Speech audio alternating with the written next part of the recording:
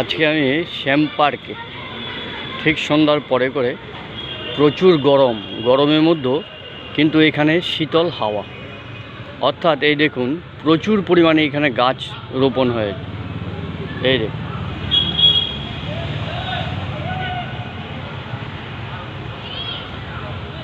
প্রচুর পরিমাণে যেখানে গাছ সেখানে প্রচুর অক্সিজেন।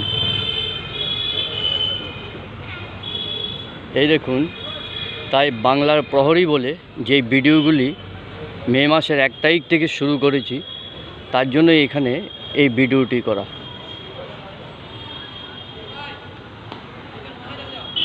কলকাতার প্রতিজন বাড়িওয়ালা যদি বাড়ির সামনে একটি করে বৃক্ষরোপণ করে,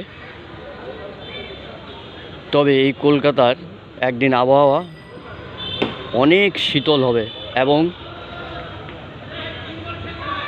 খুবই অক্সিজেন পাবে। এই প্রচুর গরমের মধ্যে যদি প্রতি ব্যক্তি অর্থাৎ প্রতিজন বাড়ির সামনে একটি করে বৃক্ষরোপণ করেন, তবে 1 থেকে 2 বছরের মধ্যে কলকাতা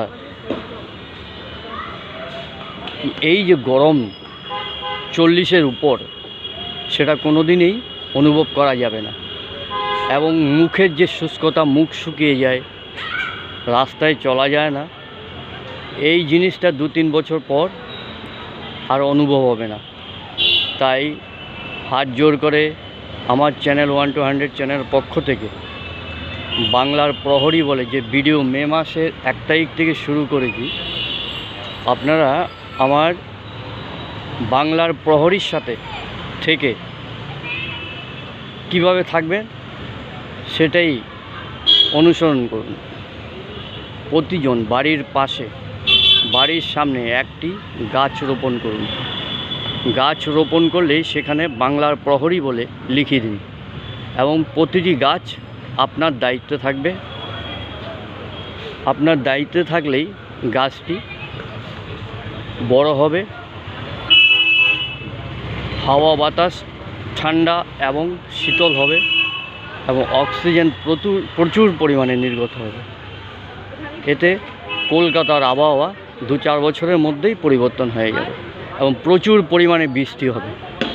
তাই এই বাংলার প্রহরী আপনাদেরকে অনুরোধ করে বলছে, আপনারা প্রতিজন ব্যক্তি প্রতিটি বাড়ির সামনে একটি গাছ রোপণ করুন এবং তাতে বাংলার প্রহরী বলে লিখে দিন।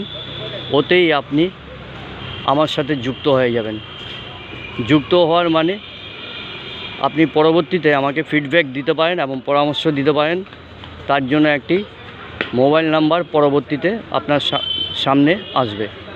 সেই মোবাইল নাম্বারটি নেওয়ার জন্য, সংযুক্ত হওয়ার জন্য আপনি এই চ্যানেলটিকে সাবস্ক্রাইব করবেন, তবেই সরাসরি আপনাদের সাথে যুক্ত হয়ে যাব। নমস্কার, বিদায় নিলাম। আগামী দিনে আবার আপনাদের সামনে আসব। নমস্কার।